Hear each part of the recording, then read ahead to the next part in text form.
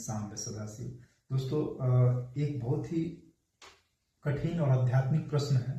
बहुत से लोगों का रहता है कि भगवान की भक्ति कैसे करें। अगर कोई व्यक्ति सोचता है कि रोज मैं मंदिर जाऊंगा, भगवान को भोग लगाना, भगवान के सामने बहुत बड़े बड़े मंत्र का उच्चारण करना या भगवान को प्रसाद चढ़ाना, दिया दिखाना, इससे भगवान खुश हो जाते हैं, तो ये बिल्कुल असत्य बात है दोस्तों। हाँ, ये सब करने से आपके जीवन में पॉजिटिव एनर्जी जरूर आता है, लेकिन भगवान इससे खुश नहीं होते हैं कि आपको ये सब करके आप भगवान को खुश करके मनोवांछित फल की प्राप्ति कर ले।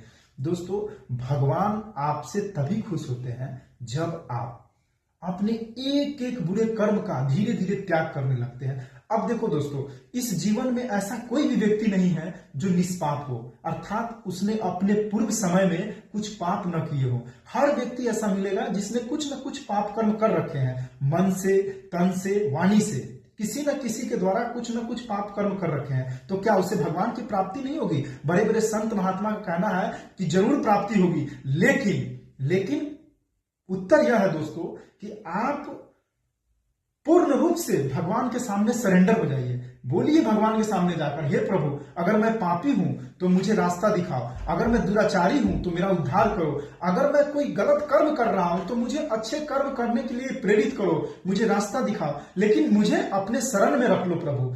तब भगवान उसके समस्त पापों को ऐसा नहीं कि क्षमा कर देंगे, भुगतवाएंगे, उसको कष्ट देंगे, मानसिक कष्ट, शारीरिक कष्ट, आर्थिक कष्ट, किसी न किसी कष्ट के द्वारा उसके जितने भी पिछले कर्म के पाप है वो सबको भुगतवा देंगे, लेकिन उसको एक निष्पाप इंसान बना देंगे भगवान।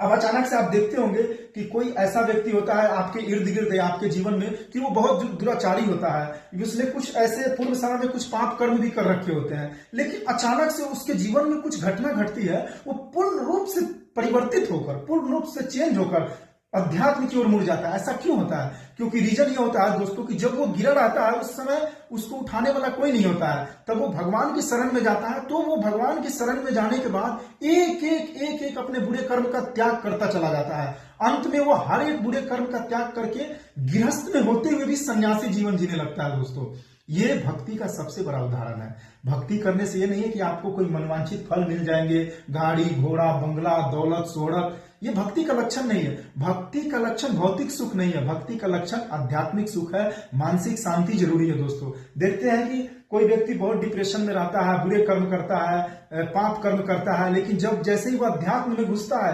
पाखंडी व्यक्ति भी धीरे धीरे अपने सभी पाखंडों को छोड़ते हुए वो पूर्ण रूप से भगवान की शरण में आ जाता है, और एक दिन ऐसा आता है कि वो निष्पाप हो जाता है। जय जय।